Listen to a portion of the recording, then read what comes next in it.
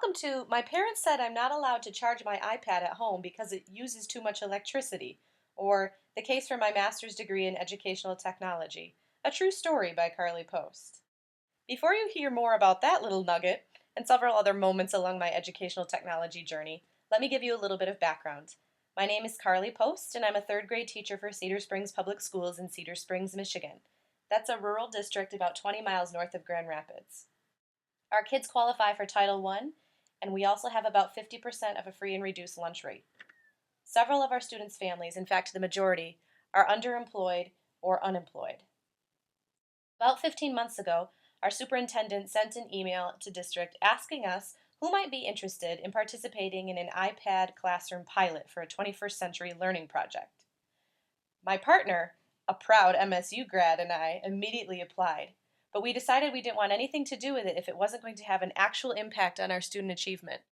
You might be wondering how it's possible for us to have such an opportunity, especially with the statistics I've laid out for you. That's a great question. But our board has been extremely supportive of technology in the classroom, and so our superintendent wrote a grant, which we ended up receiving.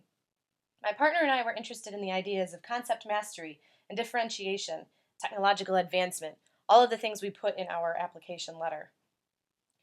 Once we were selected, we were really excited. Our kids were too. They were so motivated and they were highly engaged. But we quickly learned that we had to make a major cognitive shift. It wasn't really about iPads anymore as much as it was about a new way of teaching and learning in an innovative fashion. So I took the initiative and signed us up for some conferences at our local ISD, where we learned a lot. We scheduled a parent meeting in October where parents moved from asking questions like, "Isn't my child going to miss out on learning how to write?" And by that they meant handwrite. And yes, "We don't have the electricity to power this thing and I don't even know how to turn it on."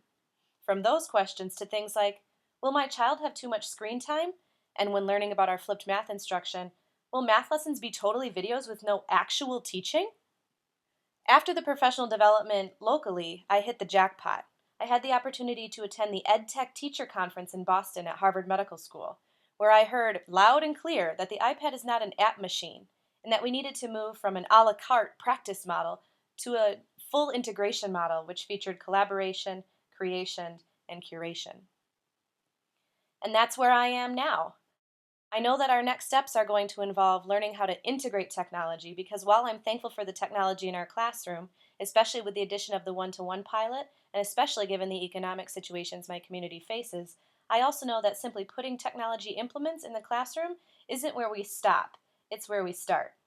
I'm an admirer of Dr. Mishra's work in TPAC, and I'm excited and eager to pursue the deepening connections among content, pedagogy, and technology. Because I've got big dreams for these little learners. Right now, I'm here. And it's taken a lot of work to add these items to my repertoire, and I'm really proud of that. But I also do a lot of this, which inevitably results in this. And I know that my students could be here with the right support and the right understanding.